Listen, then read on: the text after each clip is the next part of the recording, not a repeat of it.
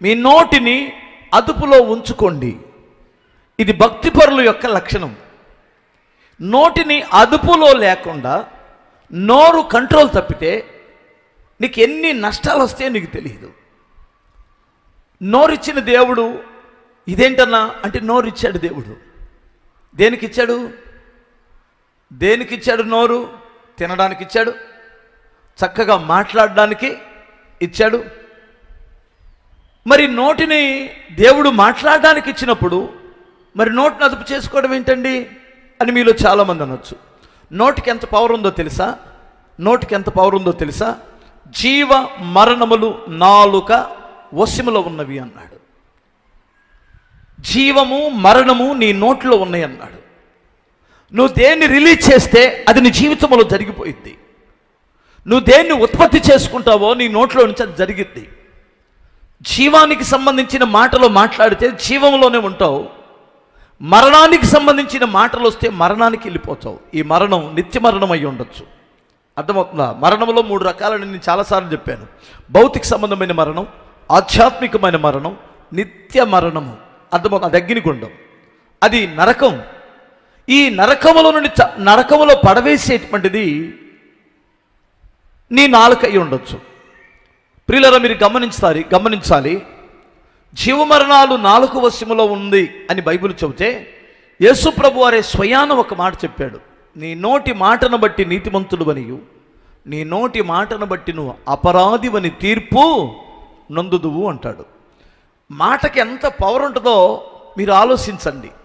ఒక్క మాట కుటుంబాలను చీల్చగలదు, ఒక్క మాట కుటుంబాలని కలపగలదు, ఒక్క మాట నీ ఉద్యోగాన్ని ఓడగొట్టగలదు, ఒక్క మాట నీ ఉద్యోగంలో నిలపగలదు, ఒక్క మాట నిన్ను ఒక్క రోజులో దరిద్రులను చేయగలదు, అందరినీ పగస్తులను చేయగలదు, ఒక్క మాట మిత్రులను చేయగలదు, నీకు లాభాలు సంపాదించి పెట్టగలదు, లేదా నేను నష్టపరచగలదు.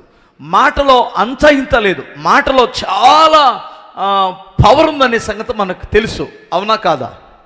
అందుకని బైబిల్ ఏం చెబుతుందంటే మాటను గురించి ఏమంటుందంటే, ఇదే యాకోబు రాసిన పత్రికలో 3వ అధ్యాయము 2 నుండి 10 వాక్యాలు చదివితే మీకు చక్కటి విషయాలు అర్థమవుతాయి. 2వ వాక్యము నుండి, అనేక విషయములో మనమందరము తప్పిపోవచ్చున్నాము. ఎవడైనను మాట యందు తప్పని ఎడల అట్టివాడు లోపము లేనివాడై తన సర్వ శరీరమును స్వాధీనపరుచుకున్న శక్తి గలవాడగును. ఇక్కడ చూడండి, మరలా చదువుతున్నాను. అనేక విషయములలో మనమందరము తప్పిపోవచ్చున్నాము. ఏమంటాడు? తప్పిపోవచ్చున్నాము అంటే తొట్టిల్లుతున్నాము అని అర్థం. మనం కొన్ని విషయాల్లో తప్పిపోతున్నాం. మాట విషయంలో తప్పిపోతే భక్తిలో నువ్వు తొట్టిల్లుతున్నావని రవణమ్మ. ఎవడైనను మాట యందు తప్పని ఎడల అటివాడు లోపము లేనివాడై, ఎవడైనను మాట యందు తప్పని ఎడల అటివాడు లోపము లేనివాడై తన సర్వ శరీరమును స్వాధీనపరుచుకున్న శక్తి గలవాడగును. బిగ్గరగా స్తోత్రం చెప్పండి. ప్రియులారా, మీకు అర్థమవుతుంది అనుకుంటాను నేను.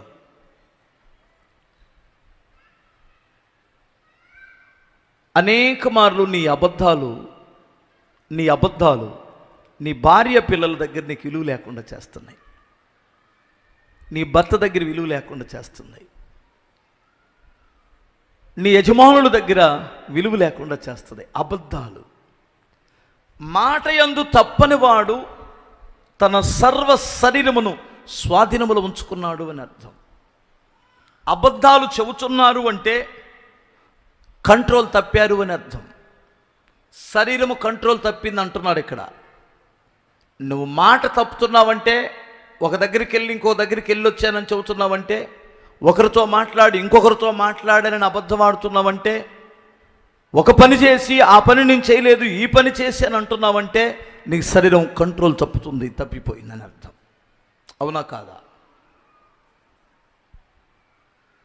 నీ మీద ఒక కుటుంబంలో ఒక అద్భుతమైన సాక్ష్యం ఉండాలి. నా భర్త అబద్ధం చెప్పడు, నా భార్య చచ్చిపోయిన అబద్ధం చెప్పదు, తప్పు చేసిన చెప్పింది. ఈ లోపం ఉందంటే ఆ లోపం ఉంది. నా పిల్లలు అబద్ధాలు చెప్పరు అనే సాక్ష్యం సంపాదించుకోవాలి.